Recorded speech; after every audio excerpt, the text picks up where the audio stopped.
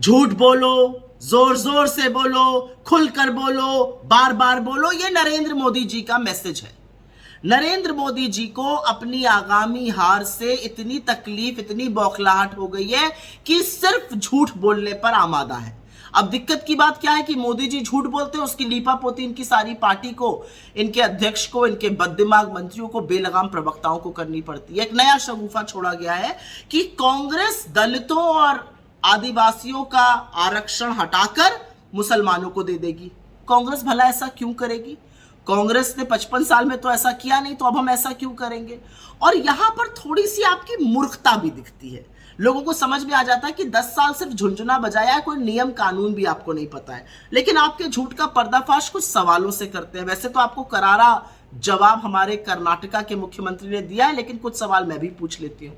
उसमें से पहला सवाल मेरा यह है कि क्या आपके पास एक भी साक्ष्य, एक भी सबूत है कि हमारी कोई सरकार ऐसा करने जा रही है? क्या आपके पास कोई सिफारिश, कोई प्रस्ताव हमारी किसी सरकार ने भेजा है? क्या एक भी सरकारी दस्तावेज ऐसा है? इन सब बातों का जवाब नील बट्टा सन्नाटा है, ऐसा हमने कभी नहीं किया है।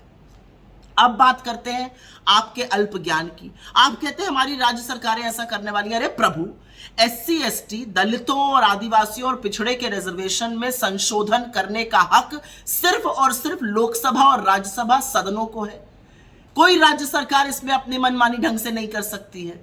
तो क्या आपको इसके बारे में पता नहीं है, या पता होते हुए भी आप ये बेवकूफी की बातें कर रहे हैं? अब आते हैं तीसरी बात पर। कर्नाटका में मुसलमानों को पिछड़े वर्ग 2B में आरक्षण मिलता है, लेकिन वो आरक्षण हमने नहीं दिया है। 1974 में हवानूर जी की अध्यक्षता में पिछड़ा वर्ग आयोग की जो रिपोर्ट आई थी, उसके बेसिस पर मिलता है। 3 दशकों से मिल रहा है। और असली बात यह है कि आपके घटक दल के साथी HD देवगौड़ा जी दंभ भरते हैं कि उन्होंने वो आरक्षण दिया। तो 2 काम करिए, पहले तो उनसे पूछिए उनका इसमें क्या मत है, क्यों उनको आपने गोदी में बिठा कर रखा हुआ है। और दूसरा, 3 दशकों में आपकी सरकारें नहीं कर्नाटका में, आप 10 साल से खुद दिल्ली में विराजमान हैं, आपने इसकी मुखालफत कभी नहीं करी, आप किसी न्यायालय में इसके खिलाफ नहीं गए, तो आप क्यों झूठ परोस रहे हैं आप? और असलियत एक बात और है, कुछ बातें जाननी लोगों को जरूरी है। आपकी बसवराज बोम्मई की कर्नाटका की सरकार सुप्रीम कोर्ट से लताड़ मिली थी उनको। वो अपना मनमाना संशोधन विभाजन के लिए करना चाहते थे। सुप्रीम कोर्ट ने लताड़ लगाते हुए कहा था ऐसा कोई संशोधन नहीं होगा। इसमें कांग्रेस का क्या लेना देना? और आपकी सरकार ने लोगों को भ्रमित और बरगलाने के लिए कर्नाटका में झूठ परोसा था। कहा था उन्होंने केंद्र सरकार को लिखित सिफारिश भेजी है कि अनुसूचित जाति का रिजर्वेशन 15% से बढ़ा के 17% और अनुसूचित जनजाति का रिजर्वेशन 3% से बढ़ाकर 5% कर दिया जाए।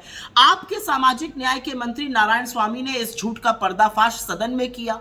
मार्च 2023 में उन्होंने सदन को बताया ऐसी कोई चिट्ठी आपकी कर्नाटका की तत्कालीन सरकार ने नहीं भेजी थी। तो आज तो आप जवाब दीजिए कि आप लोग झूठ क्यों बोलते हैं, आप लोग लगातार बरगलाते क्यों हैं? आपने मध्य प्रदेश में मुसलमानों को पिछड़ों की सूची में शामिल किया है, तो आप दूसरों के खिलाफ झूठ क्यों बोलते हैं?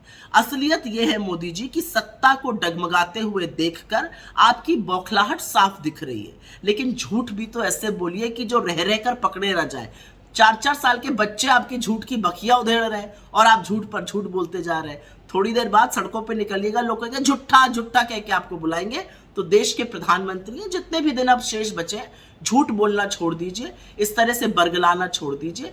असली बातों पे अगर बात नहीं कर सकते हैं तो किसने कहा है भाषण देने के लिए? धन्यवाद।